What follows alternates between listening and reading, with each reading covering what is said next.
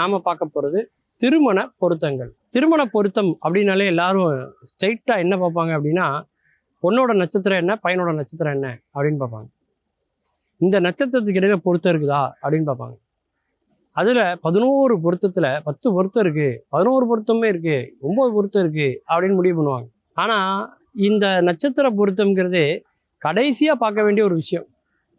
அதுக்கு நம்ம அவ்வளோ முக்கியத்துவம் கொடுக்கக்கூடாதுங்கிறதா உண்மை. அப்போ எப்படி திருமண பொருத்தம் பார்க்கணும் அப்படின்னா, முதல்ல என்ன செய்வாங்க அப்படின்னா, ஏதாவது தோஷம் இருக்காங்கிறத முதல்ல பார்க்கணும். அதாவது செவ்வாய் தோஷம் இருக்கா, அல்லது ராகுகேது தோஷம் இருக்கா, கால சர்ப்ப தோஷம் இருக்கா, சர்ப்ப தோஷம் இருக்கா, சனி தோஷம் இருக்கா, இப்படி வேற ஏதாவது தோஷங்கள் இருக்கா அப்படிங்கிறதா முதல்ல நம்ம பார்க்க வேண்டிய செய்தி. அப்படி தோஷம் இருந்ததுன்னா தோஷம் இருக்கிற வரனை மேட்ச் பண்ணணும். தோஷத்துல சில விதிவிலக்குகள் இருக்கு, அப்படி இருந்தா அதே மாதிரி விதிவிலக்குள்ள ஜாதகத்தை மேட்ச் பண்ணணும்.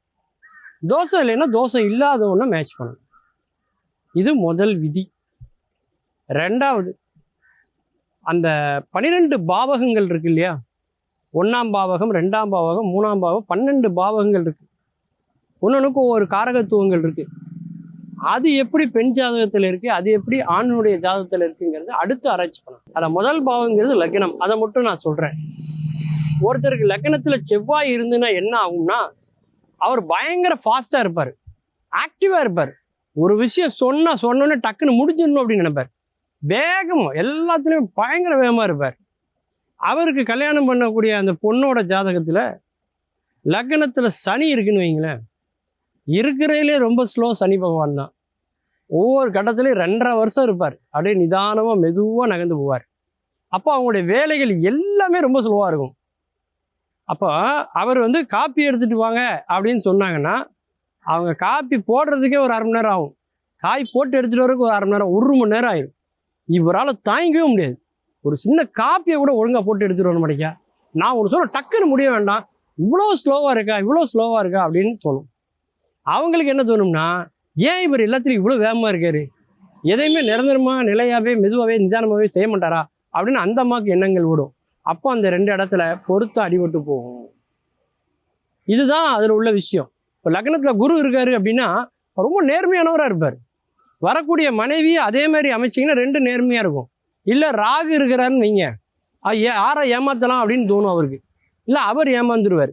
அப்போ ஏமாத்துறவர் கணவராக இருந்தார்னா, அந்த குரு இருக்கக்கூடியவருக்கு பார்த்தீங்கன்னா அது தப்பாக தெரியும். 2மே ராகுவா மேட்ச் பண்ணிட்டீங்கன்னா பிரச்சனையே இல்லை. இதுவும் ப்ராடாக இருக்கும், அதுவும் ப்ராடாக இருக்கும், ஒத்து போயிடும். ஆனால் குரு ராகுவும் மேட்ச் ஆகாது. அப்போ 1ஆம் பாவகம்ங்கிற அந்த லக்னத்திலேயே பொருத்தத்தில் எவ்வளோ விஷயங்கள் இருக்குன்னு யோசிச்சு பாருங்க. இந்த மாதிரி 12 பாவகங்கள், காரகத்துவங்கள், இதெல்லாம் ஆராய்ச்சி பண்ணி தான் அடுத்த நிலைமைக்கு போகணும். இது எல்லாத்துலேயும் சில குறைகள் இருக்கும். அந்த குறையெல்லாம் நிவர்த்தி பண்ணுறதுக்கு தான் முகூர்த்த நேரம்னு ஒன்று குறிக்கிறாங்க, லக்னம்னு ஒன்று குறிக்கிறாங்க. இதில் எது வீக்காக இருக்கோ அதை ஸ்ட்ராங் பண்ணுறதுக்கு தான் அந்த லக்னம் இல்லையா. அதை சரி அதே மாதிரி குழந்தை பிறப்பு சம்மந்தமானது சரியாக வரணும் அப்படிங்கிறதுக்காக தான் சாந்தி முகூர்த்தம். ஆனால் நம்ம ஊரில் கிராமத்தில் பொதுவாக ஒரே ஒரு வார்த்தை கேட்பாங்க, கழுத்து பொருத்தம் வயிற்று பொருத்தம் இருக்கான்னு கேட்பாங்க.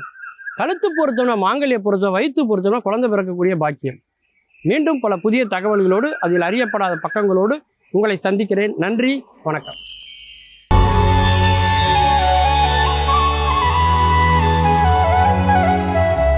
புத்தியுள்ள புள்ள பிழைக்கும், அது ஏமாற்றித்தான் பிழைக்கும்னு தேவையில்லை. நியாயமான வழியிலேயே பிழைக்கலாம், நியாயமான வழியில் ஏமாற்றி கூட பிழைக்கலாம். அது எப்படி நியாயமான வழியில் ஏமாற்றி பிழைக்கிறது? இது அந்த காலத்தில் நடந்தது வெளிநாட்டில் பார்த்திங்கன்னா, இந்த வின்டர் சீசன் இருக்குல்ல, குளிர்காலம், வீட்டுக்குள்ளேயே இருக்க முடியாது, வீடு பூரா அவ்வளவு குளிராக இருக்கும். அப்போ என்ன பண்ணுவாங்கன்னா, வீட்டுக்கு நடுவில் ஹாலை ஒட்டி ஒரு அடுப்பு மாதிரி உண்டாக்கி, அதில் இந்த விறகு கட்டைகள்லாம் வெட்டி ஒரு இடத்துல போட்டு கங்கு உருவாக்கி, அந்த கணகணப்பில் வீடே கணகணகணன்னு இருக்கும். அப்படி இருப்பாங்க. அது அந்த அடுப்பு அங்கே உள்ளே வச்சுருப்பாங்க. அப்படி ஒரு அமைப்பு அந்த காலத்தில். இப்போல்லாம் எலக்ட்ரிக் ஹீட்டர் வந்துருச்சு, அதை போட்டோம்னா வார்ம் ஆயிரும். அந்த காலத்தில் அப்படி இல்லை, விறகுகளை வெட்டி உள்ளே போட்டு கங்கை உருவாக்கி கணகணப்பை உருவாக்கணும். அப்படி இருந்த காலம். ஒரு வின்டர் ஆரம்பிக்க போகுது. அந்த நேரம் பார்த்து ஒருத்தர் இந்த போதைப்பொருள் தடுப்பு துறை இருக்குல்ல, அதோட சார்ஜெண்ட்டுக்கு ஃபோன் பண்ணுறார். சார், சார்ஜெண்ட் பேசுகிறீங்களா? ஆமாம். நான் இந்த தெருவில் இருந்து வில்சன் பேசுகிறேன் சார். சொல்லுங்கள் வில்சன், என்ன விஷயம்? சார், இந்த நம்பர் வீடு இருக்குல்ல, இந்த தெருவில், அந்த தெருவில், ஆமாம் அந்த தெருவில் அத்தனை நம்பர் வீட்டுக்குள்ளே போதைப் பொருள் கடத்துகிறாங்க சார், கஞ்சா வச்சுருக்காங்க சார். அப்படியா? ஆமாம் சார், நிறைய போதைப் பொருள் அங்கே வந்து மொத்தமாக கட்டி வச்சுருக்காங்க சார். நீங்கள் போய் செக் பண்ணிங்கன்னா பிடிச்சிடலாம் சார். எங்கே வச்சுருக்காங்க, எங்கே வச்சுருக்காங்கன்னு கண்டுபிடிக்கிறது தான் உங்களுக்கு திறமை. இருந்தாலும் நான் குழு கொடுக்குறேன். அங்கே வந்து கார் ஷெட் இருக்குல்ல, அந்த கார் ஷெட்டுக்குள்ளே நிறைய விறகுகளாக இருக்கும். அது பூரா அடுக்கி இருக்கும். நீங்கள் வந்து மூட்டை மூட்டையாக ஏதாவது இருக்கும்னு தேடி போனீங்கன்னா ஏமாந்துருவீங்க. அந்த விறகுகள் அடுக்கியிருக்காங்க பாருங்கள், நெருப்பு கணப்பு உருவாக்குறதுக்காக வச்சுருக்க விறகுகள். அந்த விறகுகளுக்குள்ளே தான் சார் அந்த பொருள் இருக்குது, போதைப் பொருள். நீங்கள் வந்து சாதாரணமாக பார்த்தீங்கன்னா விறகாக இருக்கும், அதை பொளந்து உடச்சி பார்த்தீங்கன்னா உள்ளே இருக்கும். அப்படி பாருங்கள், நிறைய கைப்பற்றலாம், அவரையும் கைது பண்ணிவிட்டு வாங்க அப்படின்னு சொல்லிட்டார் வில்சன். உடனே போதைப்பொருள் தடுப்பு குழு போகுது.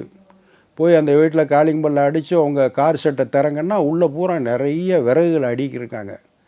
உடனே சர்ச் அப்படின்னு சொன்னால் பூரா கோடரியும் அருவாள் எடுத்துகிட்டு வந்து அந்த விறகுகளை பூரா பொளந்து பொளந்து பொளந்து பொளந்து சிறுசு பெருசுன்னு வெட்டி இதெல்லாம் தள்ளி பார்க்குறாங்க. ஒரு பொட்டு போதைப் பொருள் கிடைக்கல. பூராத்தையும் வெட்டி குமிச்சிட்டாங்க.